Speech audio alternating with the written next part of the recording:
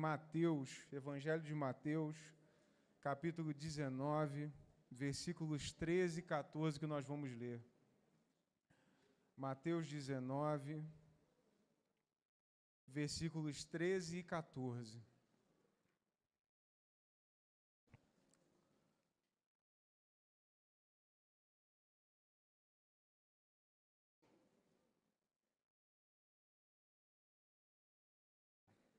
Amém? Tem a cola, né? Você consegue botar na NAA, Nova Almeida Atualizada? Por favor, Lucas.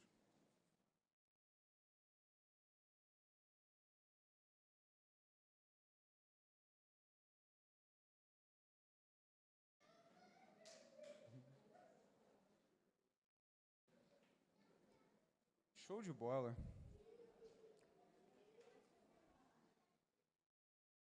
Amém? Vamos ler todos juntos?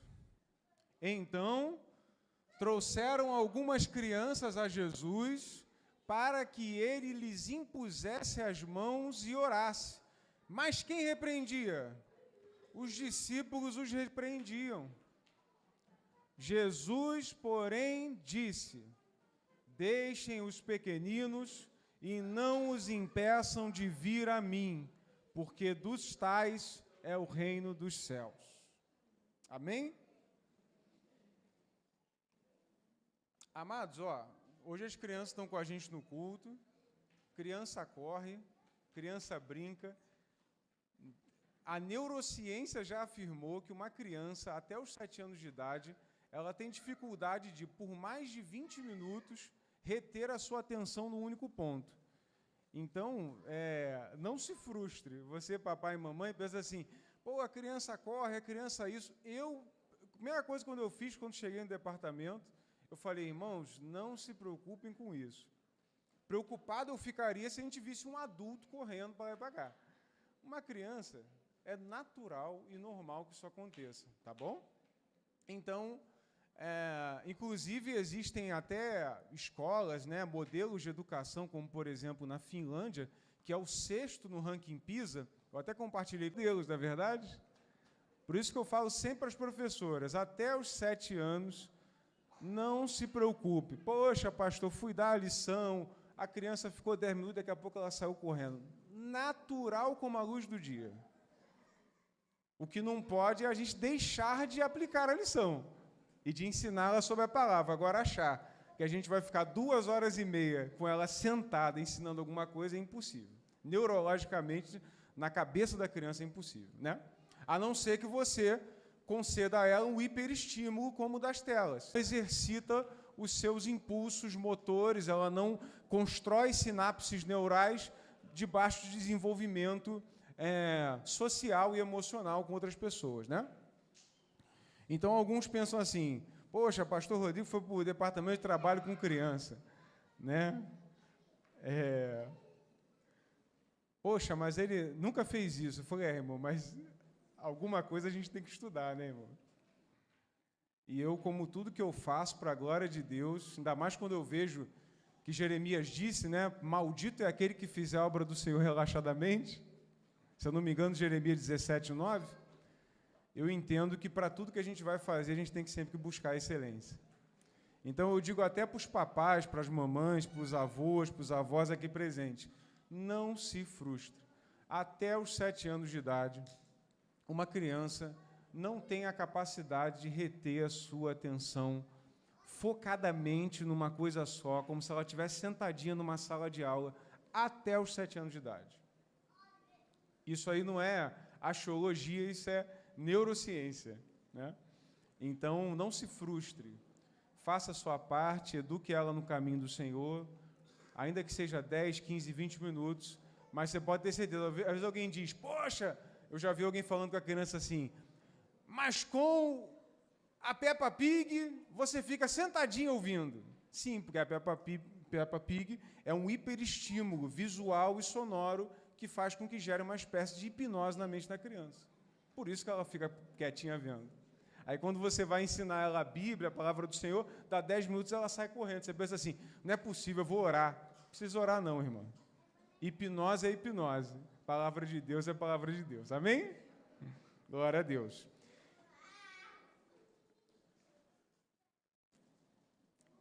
Mateus 19, 13 e 14 vai nos dizer isso.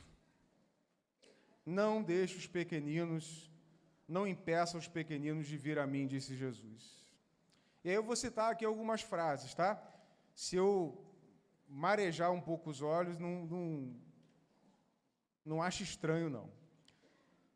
Toma cuidado na rua, pai. Te amo, papai. Eu quero ficar junto com você. Uau, papai, você é grandão. Seu carro é o mais rápido de todos, papai. Papai, você é muito forte. Todas essas frases que eu acabei de citar são do meu filho Oliver, de 4 anos. E elas nos trazem uma verdade que ela é implacável e que ela é inestimável, ela é imutável. Papai, mamãe, o seu filho te vê como um herói, pelo menos até os 10 anos de idade. Até os 10 anos de idade, você, papai, você, mamãe, é o maior espelho, é a maior referência que o seu filho pode ter. Às vezes você pode pensar assim, poxa, pastor, mas eu tenho tantas coisas para fazer.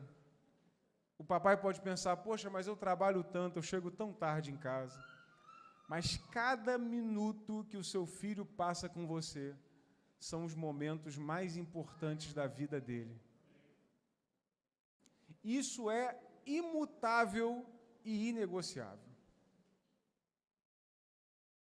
Nós vamos ver casos, né, de pessoas, a gente vê até em jornais, né, de mães, de pais, que podem ser pessoas absolutamente terríveis. E ainda que o filho reconheça que a sua mãe possa ser uma pessoa terrível, a tristeza do filho não é nem pelo mal que a mãe faça para o filho, mas é em saber que aquela que deveria ser a sua heroína não corresponde com as suas expectativas. E, amados, essas expectativas que eu estou citando aqui, elas foram impressas no coração de Deus para o coração do homem desde que ele nasceu. Frequentemente, Jesus chama Deus de Pai. Não era esse um costume da parte dos judeus. Os judeus não costumavam chamar Deus de Pai.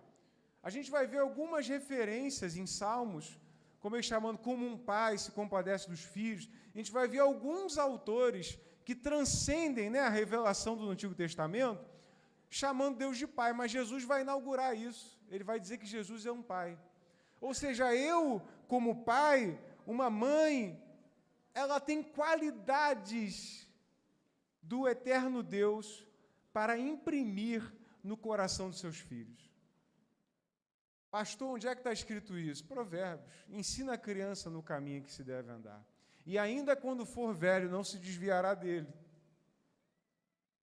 Ou seja, aquilo que você imprimir no coração do teu filho, sobretudo nos mãos, eu pedi ao Senhor. Quando o meu primeiro filho nasceu, Oliver, eu disse, Senhor, me dá a oportunidade de ver meus filhos crescerem. Eu não quero estar tão assoberbado com o trabalho, ou seja, com o que for, que eu não possa ver meus filhos crescerem e nem participar do desenvolvimento da educação deles. Por isso eu digo para você, pai, não se ausente de educar o seu filho. Não se ausente da sua responsabilidade. Você é um provedor, mas, sobretudo, você é um exemplo. Mães que não deixam os pais educarem os filhos. Não, sai daqui, você faz tudo errado, você não sabe trocar fralda. Deixa ele fazer, deixa ele errar, deixa ele aprender, ele também é pai. E a gente, como sociedade, a gente construiu alguns paradigmas, né? Então, assim, qual é o trabalho do pai? Botar dinheiro dentro da casa. E qual é o trabalho da mãe? Todo o resto. Mas não foi assim que Deus planejou desde o início. Deus planejou, sim, o homem como um provedor, mas não só um provedor de dinheiro, mas um provedor espiritual. Como alguém que, na sociedade tribal de Israel, vale lembrar, irmãos, que na época dos judeus não existia McDonald's, né? Não existia fábrica, não existia linha de produção, você não comprava uma mochila na internet. Ou seja, basicamente, os pais ensinavam suas profissões para os seus filhos. A gente vai ver isso, inclusive, com Jesus e José, né? Então, um pai tinha uma relação muito íntima e próxima com o seu filho, porque ele não trabalhava fora, em outro lugar. Ele estava ali perto, construindo, servindo, vendendo, fabricando, e o seu filho o acompanhava. É evidente que com a modernização e a globalização e a tecnologia, nós perdemos muitas coisas, mas nós não podemos deixar os princípios irem embora. Poxa, pastor, mas a vida é tão difícil. Eu falei, eu sei, eu estou vivendo a mesma vida que vocês. Poxa, pastor, mas o dinheiro a gente ganha e não dá. Eu falei, eu sei, eu também moro no Brasil, eu sei como é que é. Mas a gente tem que lembrar, amados, que o seu filho, sua filha, não está nem aí para dinheiro. Lá em casa tem 950 brinquedos. Eles largam todos os brinquedos para brincar com uma garrafa vazia de Coca-Cola. Criança não liga para isso. Ela só vai passar a ligar para isso se você, papai e mamãe, ensinarem isso a ela. Que tudo que se compra com dinheiro é muito valioso. Quando, na verdade, as coisas mais valiosas dessa vida são as que não se compram com dinheiro. A sua presença dentro da sua casa, dinheiro nenhum pode comprar.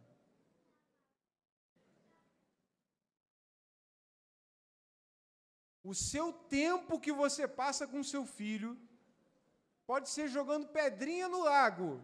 Para ele é infinitamente mais importante do que qualquer presente que você possa dar a ele. E nós devemos tomar cuidado porque nós estamos nos esquecendo disso. E a gente está achando que o nosso valor como pai e como mãe é aquilo que a gente pode dar. Financeiramente, materialmente. E nós estamos ensinando princípios para os nossos filhos de materialismo e de consumismo. Ensinando que um homem vale aquilo que ele tem no bolso. Ensinando que a gente vale alguma coisa quando a gente dá presentes. E a gente acaba criando essas expectativas. Os nossos filhos amados nascem como uma folha em branco. Quem imprime os valores neles somos nós. Somos nós. O meu filho Oliver, ele não pode me ver lendo, que ele quer ler junto. Aí olha que interessante, irmãos, eu nunca ensinei isso a ele. Ele pega no livro, ele vai catando onde tem D. Aí ele fala, aqui, pai, D de Deus. Aqui, pai, D de Deus. Aqui, pai, outro D de Deus. Eu não consigo ler, né? Eu já parei de ler há muito tempo. Mas ele está lá, D de Deus. Aqui também tem um D de Deus. Aqui tem outro D de Deus. Aí teve um dia que eu estava vendo, minha esposa estava lendo um livro, aí ele chegou, mãe, aqui, D de Deus, no livro dela. Aí a Camila falou assim, olha, vai ler os teus livros, tem teus livrinhos lá, mas meus livrinhos não têm D de Deus. Olha, 4 anos de idade.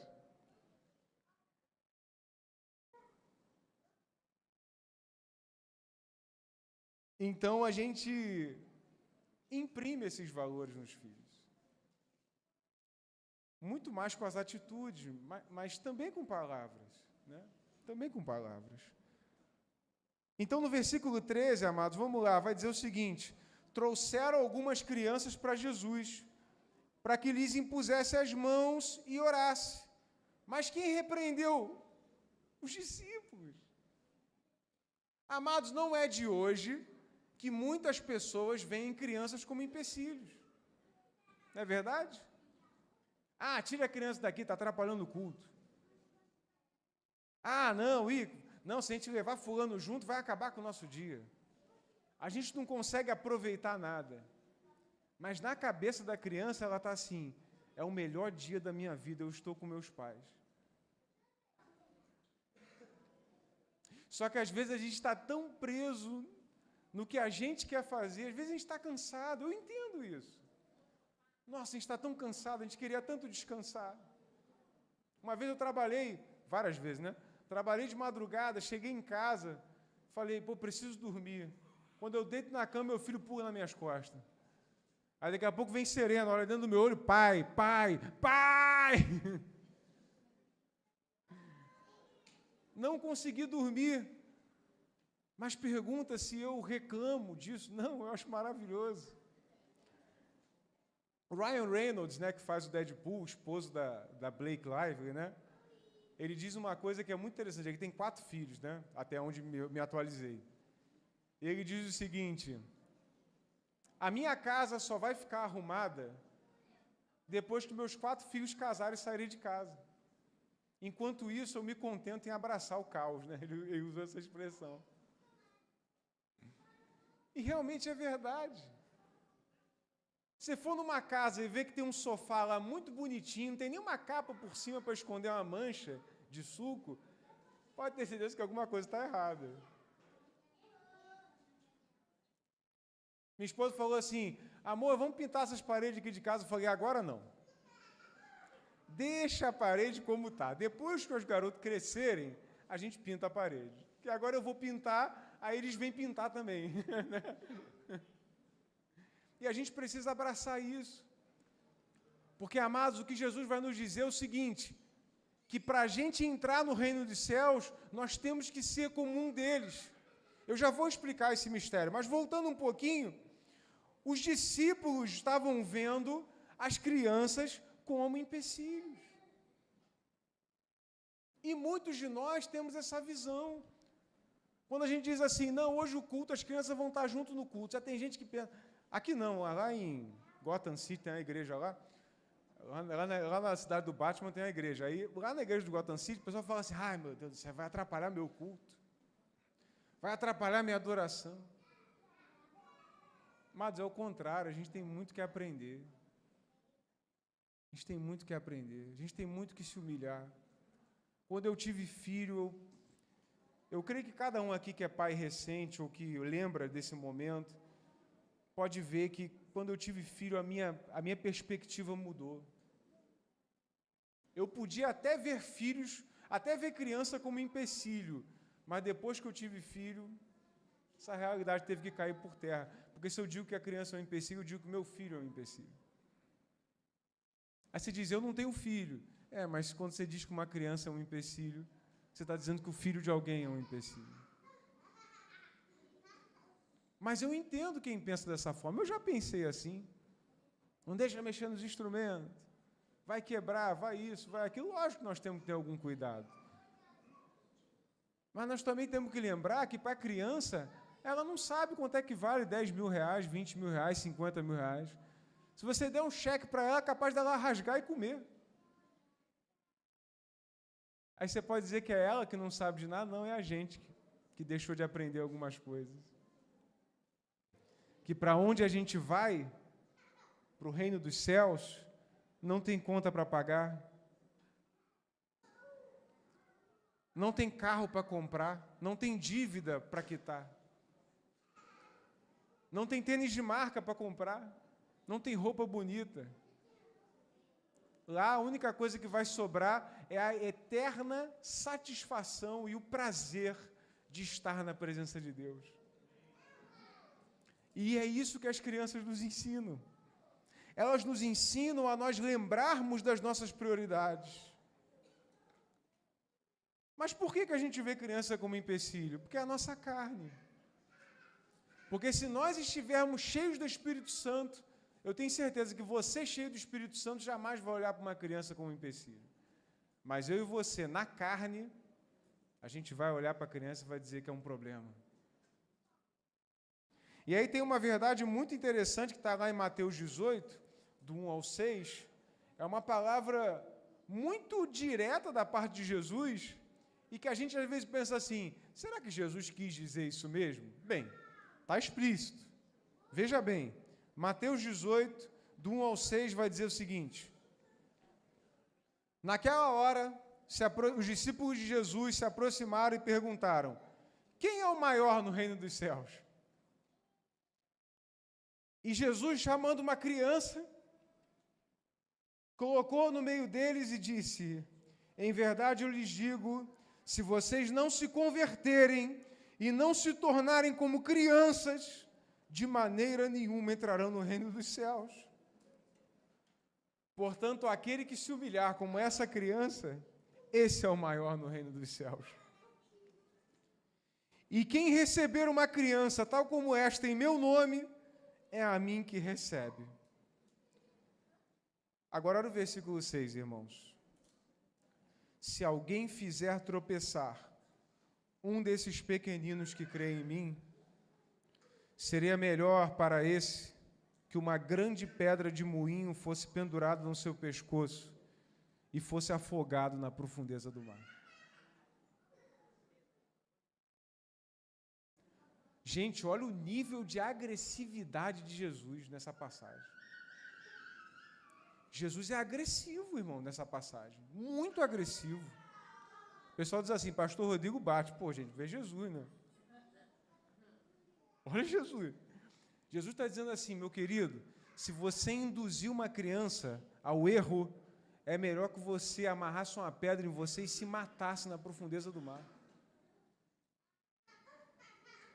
Aí, às vezes, a gente lê essa passagem e pensa assim, não, calma, pastor, não é bem assim.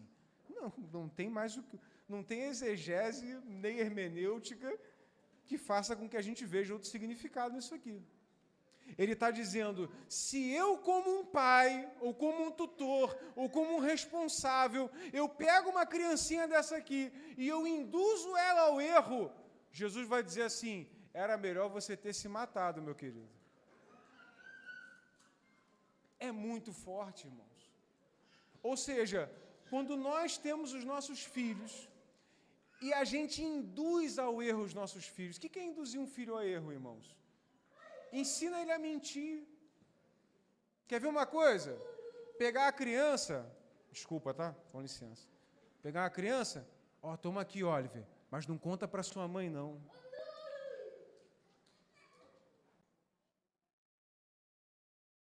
Aí chega aqui, dá um docezinho, ó, mas não conta para o seu pai, não. Você está ensinando a criança aqui, irmãos? A ser um mentiroso.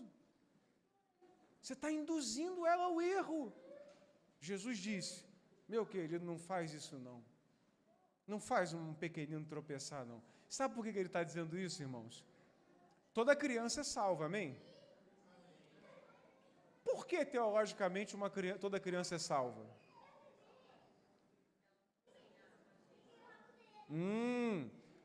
É um princípio muito simples. Romanos 1 vai dizer que o apóstolo Paulo estava querendo fazer uma viagem missionária à Espanha, viagem essa, aliás, que ele nunca conseguiu fazer. E ele pede recursos para a igreja de Roma, que era muito rica, para que ele pudesse fazer essa viagem missionária.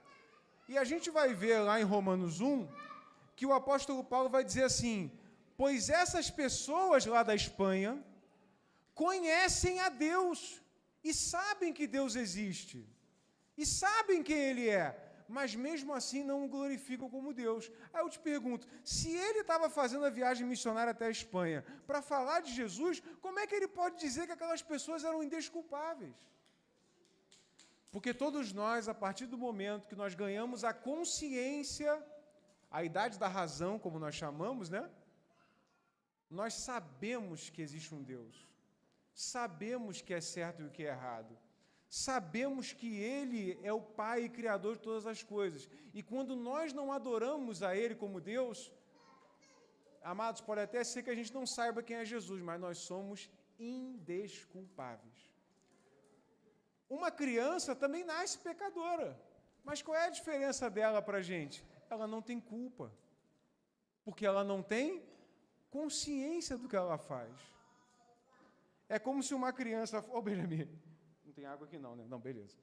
É como se uma criança fosse Adão e Eva no jardim. Qual era a árvore que eles comeram mesmo? O fruto do conhecimento do bem e do mal.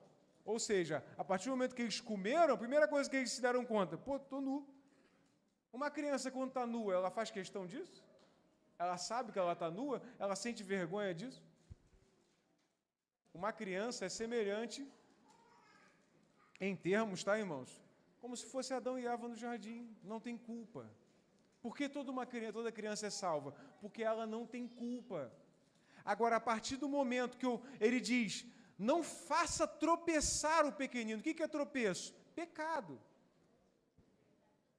Eu estou induzindo ela ao erro, mas não pela consciência dela, pela minha. Ela não vai ser julgada pela mentira que contou, mas eu vou ser, por eu ter induzido uma criança à mentira.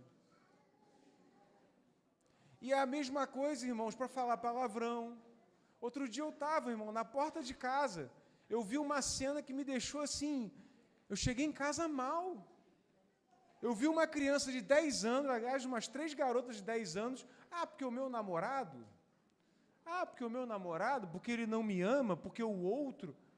Gente, eu confesso que eu parei assim com a chave no portão, olhei para o lado, voltei, olhei para o lado, voltei. Eu falei, hoje em dia não se pode mais fazer. Antigamente a gente podia chamar a atenção do filho dos outros, né? O pai até agradecia, hoje em dia não dá mais não. Eu falei, vou para casa. Se for só orar mesmo. Cheguei em casa, orei ao Senhor, fui para o banho, chorei no banho. Falei, Senhor, não é possível. Uma criança não nasce sabendo dessas coisas. Alguém ensina para ela. E me desculpe, irmão, mas a gente sempre fala aqui, eu vejo um monte de gente falando, vamos deixar um mundo melhor para os nossos filhos. Vamos deixar um mundo, a culpa é sempre do mundo. E a gente não vê que a maior influência para que uma criança seja o que ela é e cresça de alguma forma, somos nós. Somos nós, irmãos. Se uma criança com 10 anos está fingindo de namoro e falando de meu homem, é porque alguém ensinou a ela. Alguém antecipou o assunto que não era para a psique dela agora, para o cérebro dela. É a mesma coisa, uma vez tem criança, aqui não, graças a Deus, né, de verdade. Mas tem criança que às vezes você vai cumprimentar, aí a gente tinha esse costume, né? Prazer. Aí a criança fala assim, prazer não, satisfação. Fala assim, essa criatura aprendeu isso com quem? Amados, nós precisamos começar a parar de falar que nós vamos deixar um mundo melhor para os nossos filhos e deixarmos filhos melhores no mundo. Isso é muito sério. Por isso que eu fiz tanta questão de que nós convidássemos as famílias para estarem aqui presentes. Porque às vezes a gente bota a culpa em tanta coisa. Olha lá o que a escola está ensinando. A ideologia A, a ideologia B, a ideologia C. Amados, ideologia nenhuma pega o teu filho na escola se em casa você educar ele. E é lógico, né? Não custa mudar de escola também. Mas se você ensinar ele certo, a tua palavra vale muito mais do que a palavra de qualquer professora, de qualquer tutora, de qualquer tia da creche. Você é pai, você é mãe, você tem autoridade do alto para educar os teus filhos. Nós não podemos mais permitir, amados, nem admitir, nem achar engraçado que uma criança fale palavrão na nossa frente, fale de coisas obscenas. Eu vi outro dia outra criança, é só não dar bola que levanta e vai. Aí, outro dia eu vi uma criança, amado, pequenininha. Aí o pai falando assim, quem é que você vai namorar lá na escola? Do tamanho do Oliver. Eu olhei assim para o pai, quase que eu falei, tu é um cabra ruim demais, né? Aí depois te arruma um neto cedo, você fica reclamando, você tem que sustentar, né? Eu lembro quando eu era criança também, que também é um outro mito que nós temos, né? Quando eu era criança, eu tinha um amigo que ele acabou tendo um tipo de relação com a prima, né? Os amados sabem do que eu estou falando, né? Criança, igual a mim, mais novo que eu. E aí a mãe falou assim, isso foi uma tragédia, mas graças a Deus eu já batizei ele.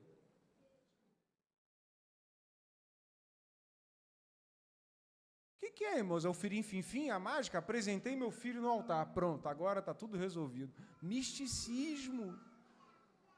Sincretismo religioso, irmãos. Isso é misticismo, irmãos. Você vai apresentar o teu filho para Deus, mas não esqueça de apresentar Deus para o teu filho.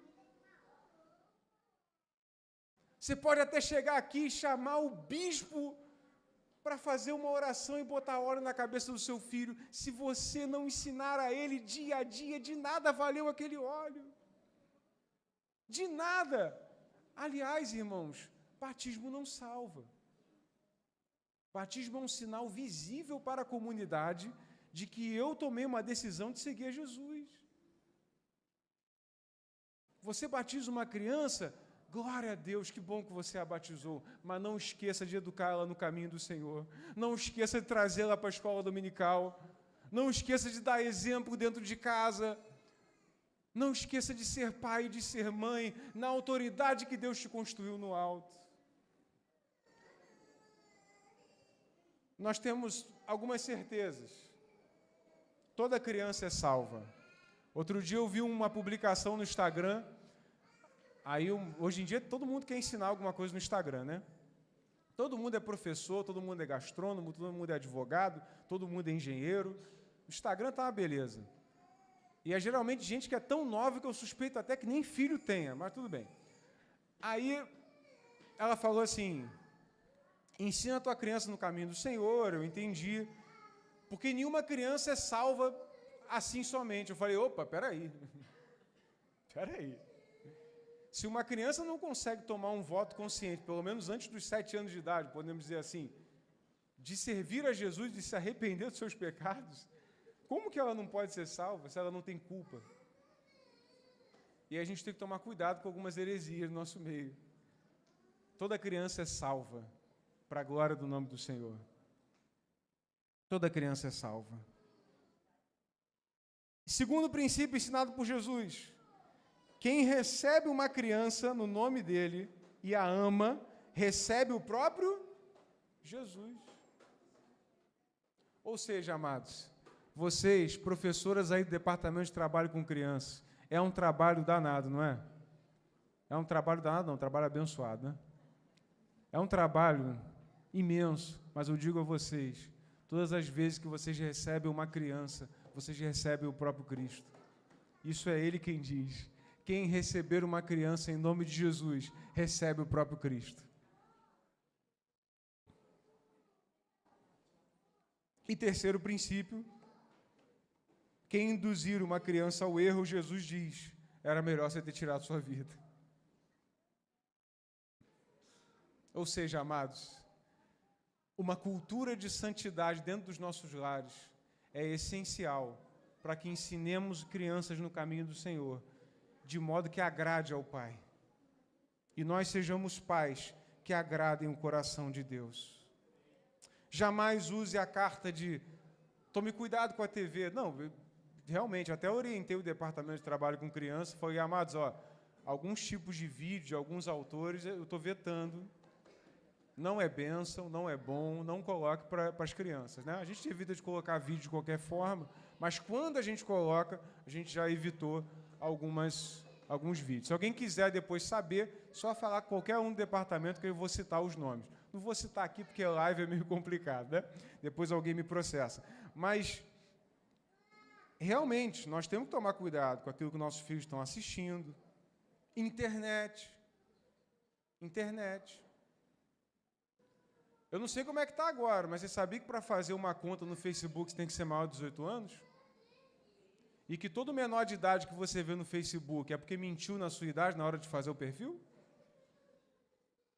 Só aí a gente tem alguma coisa, né? Instagram também? Aí a gente diz assim, é o Zuckerberg, é do demônio. Zuckerberg está falando lá, tem que ser maior de 18. Aí a gente viu algumas coisas ao longo dos anos. Tal de baleia azul, incentivando crianças, né?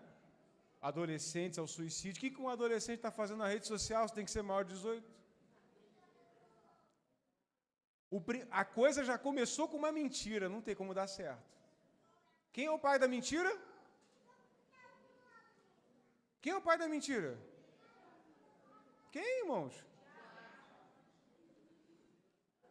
Quando eu minto, eu estou fazendo o quê? Estou sendo filho dele.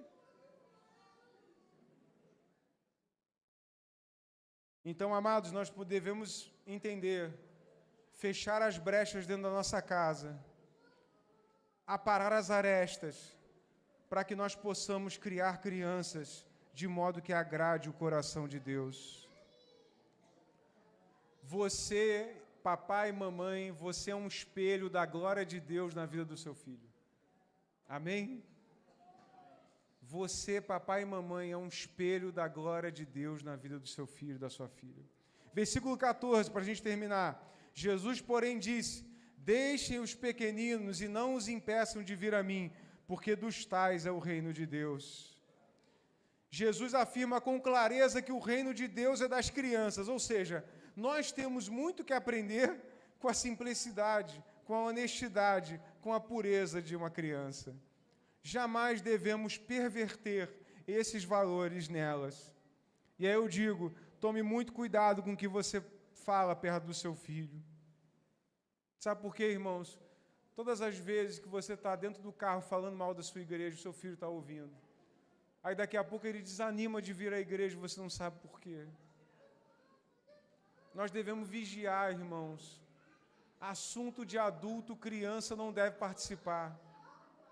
Assunto de adulto é assunto de adulto. Assunto de criança é assunto de criança. Não fale mal da sua igreja perto dos seus filhos. Está com alguma dificuldade, faça como a palavra de Deus nos ensina. Você se ofendeu com quem? Com fulano? Chame o fulano para conversar. Não espalhe assuntos, porque o seu filho está te observando. Amados, deixa eu dizer algo para os irmãos. A igreja é o último lumiar a brilhar nesse mundo de trevas. Sabe qual é o último ponto de luz na face da terra? É a igreja. A hora que a igreja sair daqui, irmão, só vai sobrar as trevas. Então a igreja tem problemas? Tem, mas não há lugar melhor para você trazer os seus filhos do que aqui. Não tem parquinho, não tem lanchinho, não tem festinha que seja melhor do que levar os seus filhos na casa do Senhor. Portanto, fale bem da sua igreja para o seu filho. Fale bem da sua igreja para a sua filha. E os problemas que tiver que resolver, resolva com quem é de direito. Não fale assuntos de adulto perto de crianças. Não desanime os seus filhos. Anime-os a servir Jesus. Amém? Jesus nos dá outra ordem. Não impeça os pequeninos de irem até Ele. Não podemos impedir as crianças de conhecer o único Salvador e Senhor de toda a terra. Temos o dever de apresentar o Redentor a toda criança na face da terra. Ele diz, delas é o reino. Ou seja, papai e mamãe, a nós da Igreja Casa e Vida, nós não somos religiosos, a ponto de dizer assim, se você faltar um culto, você está debaixo de maldição, nada disso. Mas avalie bem as suas prioridades. O domingo é do Senhor. O domingo é do Senhor. Crie uma cultura de modo que, amados, lá em casa, quando eu acordo no domingo de manhã cedo, meu filho já fala, nós vamos para a igreja? Já é certo, já virou um hábito. E um bom hábito. Crie hábitos bons na vida dos seus filhos. Eu deito para orar com meu filho dorme aqui, no meu peito. Aí ele já, quando eu esqueço, ele já me dá a mão e fala assim, papai, vamos orar? Ora você primeiro. São hábitos. São hábitos. Uma criança não vai deixar de ser salva porque um pai não faz isso. Mas um pai vai ser cobrado diante do Senhor se não fizer isso com seu filho. Porque só existe um Senhor, só existe um Salvador, só existe um Redentor. E nós, como pais, temos o dever de apresentar Cristo para os nossos filhos. E Jesus vai dizer, não impeça eles de virem até mim. Ou seja, não vede para o seu filho o direito dele estar aqui. Traga ele para cá, irmão. Traga ele para cá, irmã. Ele está lá na escolinha, ele não está lá correndo e brincando somente, não. Pode correr, pode brincar, não tem nenhum problema com isso. E é bom que esse seja um lugar onde a criança fique bem à vontade, porque onde a criança fica à vontade é onde ela gosta de estar. Mas ali também é ensinada a palavra do Senhor. são cantados louvores, são feitas orações. Nós temos visto progresso na vida dos pequeninos imenso. As professoras acabam o culto, elas vão me contando dos progressos. Eu fico tão feliz, irmãos, tão feliz de saber que tanto os meus filhos, quanto os filhos dos irmãos, os pequeninos da nossa igreja, estão cada dia mais progredindo. Quem estava muito tímido agora já não está tão mais. Quem não ia aqui na frente agora foi. Meu filho não ficava aqui na frente, hoje ele foi. São processos, são hábitos, são costumes. Mas, amado, eu tenho certeza de uma coisa. A sua carreira é muito importante, amém? Porque ela dá provisão para a sua casa. O teu PhD, o teu doutorado, você cuidar da sua saúde é muito importante, amém? É importante. Mas nada mais importa do que a glória de Deus, tanto nas nossas vidas, quanto na vida dos nossos filhos. Que esses princípios eternos estejam impressos no teu coração, mamãe e papai, e que cada lar aqui seja um lar de bênção, um lar de proclamação do Evangelho, um lar onde louvores são entoados, um lar onde o Papai do céu olha lá de cima e vê: esse é um lar que eu abençoo e que me alegra. Quantos aqui desejam alegrar o coração de Deus? Amém? Você deseja alegrar o coração de Deus? Porque, amados, esse é o propósito da nossa vida. É muito importante o meu filho crescer sabendo qual profissão que ele vai ter. É muito importante. É muito importante. Mas não é mais importante do que ele, desde pequeno, saber: filho, você vive para a glória de Deus. E tudo que você fizer ou deixar de fazer vai ser para a glória de Deus. Porque esse é o propósito da nossa vida. Todo ser que respira, esse é o nosso propósito. Não existe nada mais importante do que isso. E é por isso que eu disse para os irmãos que o presente mais importante dessa sacolinha não são os doces. Aí dentro tem 8 histórias bíblicas para você ler junto com o seu filho antes de dormir. Você vai fazer esse voto comigo diante de Deus? De você ler essas historinhas com ele? Você vai abrir esses livretinhos e você vai pensar assim: pô, coisinha boba. Mas para o teu filho não é bobo, não. Para o teu filho vai ser uma bênção. E eu quero priorizar que seja o pai e a mãe lendo com seu filho. Poxa, pastor Rodrigo, mas eu não tenho o hábito de ler, como é que eu vou ensinar para o seu filho? É uma excelente oportunidade para você passar a ter um hábito de leitura. Alguns dizem: eu não tenho paciência para leitura. Amanhã ou depois você vai querer exigir que teu filho leia o livro de história, de geografia, de matemática, de português. Comece por você. Comece você, papai e mamãe.